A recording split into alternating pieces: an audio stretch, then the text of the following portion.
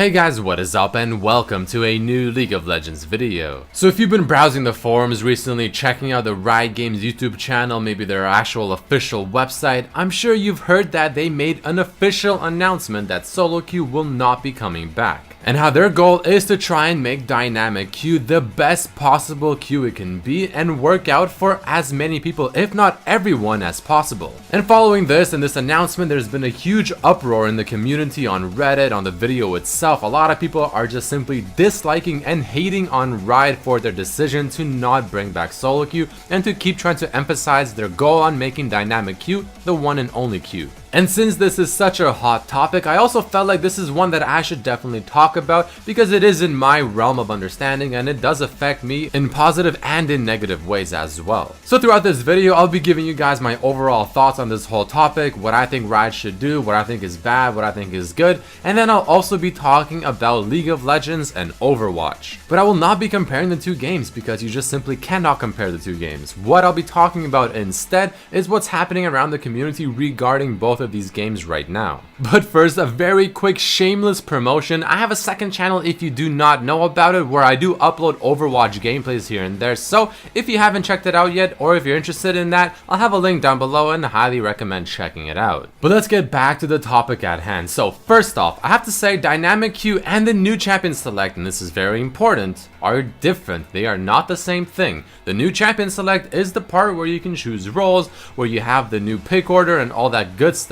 Dynamic queue is the idea of being able to play with any number of friends or just any number of players in the current ranked system. That is what dynamic queue is. So first, the things that I actually do like about dynamic queue. First of all, it doesn't affect the majority of the player base. The things that are just really bad about dynamic queue are only affecting the higher elos, especially Diamond 5 and above, and even further if you're talking about Master or Challenger elos. So chances are for most of the people playing League of Legends, dynamic queue might be just perfectly fine. And the things that I personally like about it is that I can play with any number of friends I want to, well, at least for now. And it feels nice to have that option to do so because doing that in normals just isn't as fun because most of the time it is in normals. I mean, there's just not a lot of incentive to win even if you are playing with your friends. Playing a try-hard game ranked, actually trying to win and, doing it with your friends, especially when you do win, it feels absolutely wonderful. It feels amazing. And I like the fact that dynamic queue lets you do that with any number of friends. So in that sense, yeah, dynamic queue is fine. There's really nothing wrong with it. But if we start talking about the higher elos, well, that's when things kind of start going to shit. So all in all, even though I like dynamic queue for what I just said, it does still feel like the competitiveness of this queue is missing. I mean, I talked about this before and the issue is still here it seems. But as of the past couple of days, there are definitely new things to add to this list. So dynamic queue is kind of making it feel a little bit more like normals. I mean, players are queuing up with their friends, they're having a good time, and there's really nothing wrong with that. I mean, you want to play games to have a good time. But ranked is all about competitiveness. And compared to the old solo queue system, it's hard to argue that dynamic queue feels as competitive if not more. And it still feels very unfortunate whenever you're facing a pre-made team as a solo player or maybe with just 2 or 3 friends, or on the vice versa, being put onto a pre-made team as a solo player. No one on that team will talk to you because they're probably all on some kind of voice comms, and chances are if you ever make a mistake, all 4 of them will gang up on you. And moving more into the higher elos, the queue times just seem to be as bad as usual, taking at least 10 minutes. Now honestly, personally, I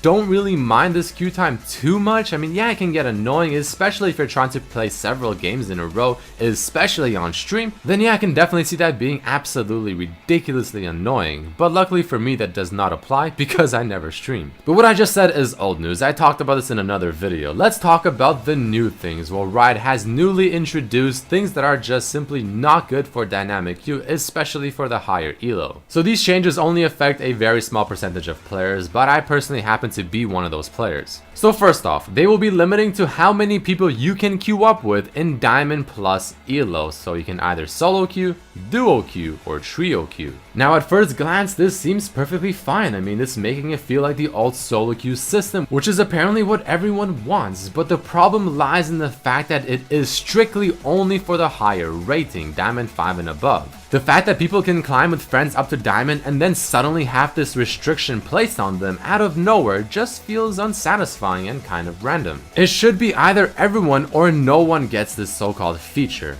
Also, restricting this elo to the limit of players you can queue with without having a ranked 5 skew is very questionable to teams like LCS teams, Challenger Series teams, or people that are trying to become Challenger Series teams. They need to practice together as a team, and obviously some people might be thinking, well, why don't they just scrim? And even though they will scrim, you can't always scrims, you can't always have them scheduled. You need to be able to do other things as well with your team. And with this restriction, that's just simply not possible in solo queue because you are limited to 3 players maximum in Diamond Plus and above, and there is no such thing as a ranked 5 skew, so there's just simply no option other than scrimming. Now I know this doesn't apply to pretty much almost everyone watching this video, nor myself, but it's still something you have to consider. It's kind of weird, especially since Riot Games seems to be so heavily invested into the LCS, into the esports, and just competitive play. Obviously once this hits the live servers, we'll see how it goes, but it is sounding a little bit weird. But the next change that I want to talk about that I think is absolutely horrible is the autofill. Again, this will only apply to the higher elos, so the majority of players won't really care about this. But you never know, anyone watching this video could easily in a month or 2 or 3 or even in a week be put into this situation as well, because maybe you finally climbed to this elo that you always wanted to be in.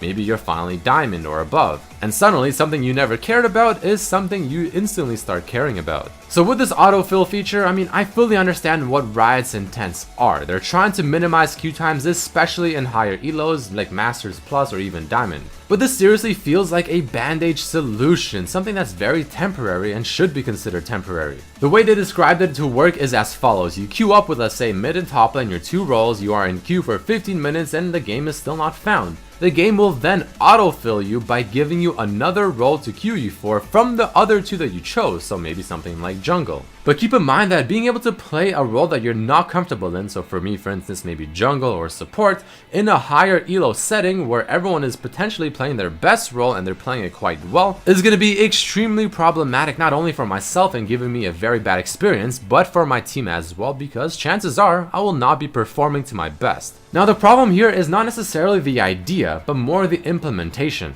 Because right now it feels like it is forcing you to have to take this autofill option and take this other role. Instead, what I think they should do, and this was suggested by users around the forums, is give you a pop-up notification. So once the game decides to try and put you in this autofill feature, instead it'll pop up and tell you there's a role that's jungle in this queue that's ready to go. Do you want to be put into this? Yes or no? If you answer yes, then yeah, okay, fine. You'll take the jungle role, maybe you're okay with it, and you'll just kind of make it work. But if you're not, you press the no button and you instantly get put back into the queue at the position that you were. That seems like a pretty decent solution, but again, right now it just feels like either you accept the jungle role that you don't really want to play nor can play, or you press the no button, the queue cancels, and you have to start from the beginning. So this is kind of a very bad solution. Feels like a very temporary one that they're trying to just make something happen. Doesn't really feel like it's a good one. But the final topic I want to talk about in this video is Overwatch and League of Legends. Now I fully understand Riot is making a lot of mistakes. They announced these changes at a very bad time, just as Overwatch became popular and just finally came out. There's a lot of hype around it. But I don't know about you guys, but it's kind of sad for me to see all around Twitter, the posts on League of Legends forums and YouTube comments of everyone just saying, fuck Rito, fuck League of Legends, I'm just gonna go and play Overwatch, I'm quitting this game for Overwatch, etc, etc. To me, this doesn't make a lot of sense, and this is coming from someone that absolutely enjoys Overwatch. I mean, the game is fantastic, I have a lot of fun playing it, but it just doesn't make sense to me. To me, they're completely different games. It's like almost saying you're quitting League of Legends for Hearthstone. I mean, they're just different. You can't really quit one for the other. It's just not the same thing.